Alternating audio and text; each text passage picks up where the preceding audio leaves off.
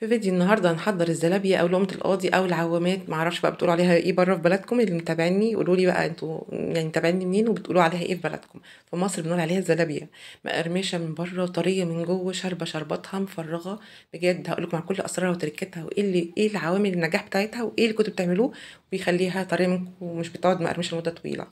اول حاجه بنجهز الشربات بتاعنا او الشيره او القطر او زي ما بيسموه بره. عباره عن 4 كوبايات من السكر، كوبايتين من ميه، عصير نص ليمونه، ظرف فانيليا، ومعلقتين كبار من عسل الجلوكوز. ضروري يغلوا غلوتين على النار، على النار عاليه، نهدي مده 7 دقايق ونسيبهم يبردوا. الكوبايه دي خدت منها كوبايه ونص من الميه، ميه دافيه، عليها معلقه كبيره من السكر، وظرف الخميره الفوريه. اي نوع بتستخدموه، بس انا بستخدم مستر بيكري، بجد تحفه تحفه يا جماعه، وبيخمر في ثانيه. حلو قوي للمعجنات وكل انواع الحلويات، بصراحه حكايه. معلقتين كبار من الزيت، طبعا يكون نوع نقي، ونقلب كويس قوي ونسيبه ونغطيه ونسيبه على جنب يخمر. ضروري طبعا نغطيه عشان يخمر. هي ما تاخدش وقت. معايا بقى 3 كوبايات دقيق من الكوبايه اللي في ايدي دي، عليها ربع معلقه من الملح طبعا عشان تعمل معادله للطعم، ومعلقه مليانه صغيره بيكنج باودر، 3 معالق كبار من نشا الذره بس مش مليانين، هي كبار يعني كبيره، المعلقه كبيره بس مش مليانه. بنقلب وننزل بالتخمير بتاعنا. طبعا انا متعوده دايما بنزل بكوبايه ونص من الميه الدافيه. الدقيق ده صراحه كان جاي لي هديه فاستخدمته، كنت مش عارفه صراحه نوعه ايه ولا اسمه حتى ايه. فطبعا هيحتاج مني طبعا كمية من السوائل تاني. انا النوع بتاعي بستخدم دايما المروة او الفرنساوي، بياخد كوبايه ونص. ممكن بقى نحط كوبايه ميه على جنب كده، كوبايه ميه دافيه على جنب، وننزل بقى بمعلقه معلقه ونشوف. انا بقى هنا بعجن كويس قوي. بصوا لطريقه العجن بتاعتي عشان تعملوا زيها. انا برب جامد قوي. عارفين طريقه الخبيز بتاعت زمان في الفلاحين؟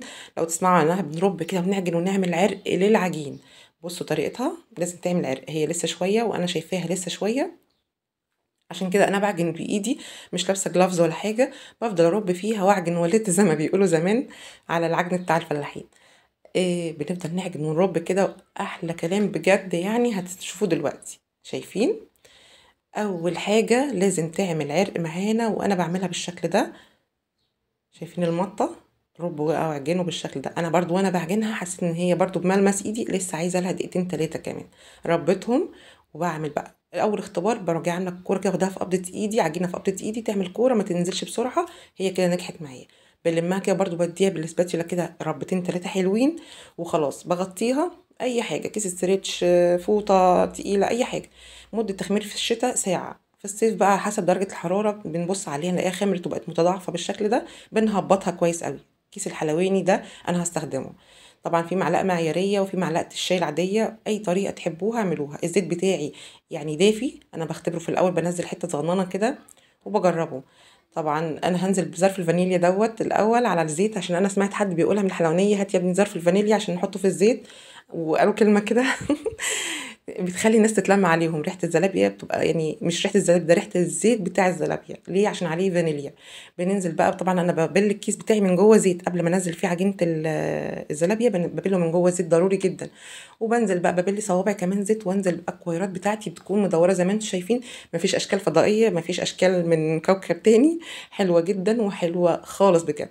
نفضل نقلب فيها بالطريقه اللي انتم شايفيني بعملها، بغطس فيها عشان كل انتوا عارفين طبعا الزلابيه خفيفه فبتطفو على الوش، فبيبقى لون يعني واخد لون، والجزء التاني ابيض، يعني ما بيبقاش نفس اللون. فبالطريقه دي هتاخد كل اللون موحد. اول طبقه بنعملها، لو انتوا عايزين تعملوها طبقتين، انا بحب اعملها طبقتين بصراحه. بحطها بطلعها لونها اصفر فاتح، مش بيضه ومش برتقالي كده، لا اصفر فاتح. طبعا الاضاءه هنا عندي ظلماها، اللمبه بتاعه المطبخ مش اعلى حاجه يعني، فمش مبينه قوي. طبعا دي طريقه تانية ببل ده بقى زيت، انا ما بحبهاش الطريقه دي يا جماعه، وكنت بعملها عشان خاطركم والله، واتلسعت منها اكتر من مره. ببل ايدي زيت وبحط العجين في ايدي، باخد قبضه عجين كده كميه في ايدي زي ما انتم شايفين كده يعني. واسفه ان الكاميرا ما كانتش موضحه قوي. وببل المعلقه زيت. طبعا كنت في الاول انا يعني عشان ما بحبش الطريقه دي فنسيت احط زيت في المعلقه. وممكن تعملوها بالمعلقه اللي هي المعياريه عشان تبقى الكويرات كلها يعني مدوره زي بعض ونفس الحجم. وبنزل بكوره كوره كده. طبعا انا عندي كيس بينجز صراحه، الكيس ما بياخدش وقت مني تماما. بقول لكم بس على كل انواع التشكيل زي ما انتم حابين. طبعا اللي بره في الشارع يعني الحلوانيه اللي في الشارع بيعملوها بطريقه سريعه لان هم متدربين بقى، بس ست البيت اللي زي حالاتي كده تعمل بالكيس افضل لها. وما تملوش الكيس طبعا قوي عشان ما ينفجرش لا قدر الله في ايديكم او في العجين ويبوظ الدنيا. طبعا خلاص بيبرد خالص والزيت بيبرد تماما والنار دي مطفيه. تاني طبقة وانا بحمرها مطفية، وبشغل النار على الوسط وبفضل اقلب فيها عشان تستوي تدريجيا. الزيت بيسخن واحدة واحدة، ما تخافوش مش هيشرب زيت منكم خالص. طريقة بجد حلوة قوي، وهوصلها لدرجة اللون انا حباها. يعني حابين توصلوها صفرة تمام، حابين توصلوها يعني برتقالي زي ما انا بعملها كده. ونطلع كمية وعلى الشربات مباشرة. الشربات انا ما دخلتوش التلاجة، في الصيف بدخله من على الزيت مباشرة على السكر. طبعا دي مصفى تانية علشان ما ينفعش انزل الزيت، يعني المصفى في الشربات دي مصفى ودي مصفى. بنطلع بقى الكمية بتاعتنا. بصوا، لايك كتير وشير كتير للوصفة يا جماعة. احلى زلابية هتعملوها بجد وهتدعوا لي وهستنى تطبيقاتكم. احلى زلابية. طبعا طريقة تانية بعمل بيها برضو، الزيت بتاعنا لازم ابرده معلش. التانية دي لازم نخلي الزيت بارد عشان يستوي من جوه ويدينا قرمشة تدوم 3-4 ايام ولا تطرق ابدا منكم. نفضل نقلب فيها من تحت لفوق كده وتبقى خطيرة بجد. الكمية بتاعتنا كلها اهي. قولولنا بقى بتابعوني من اي بلد، واسم الزلابية عندكم في بلدكم ايه. ولا كتير الفيديو، كنت معاكم علا تهامي.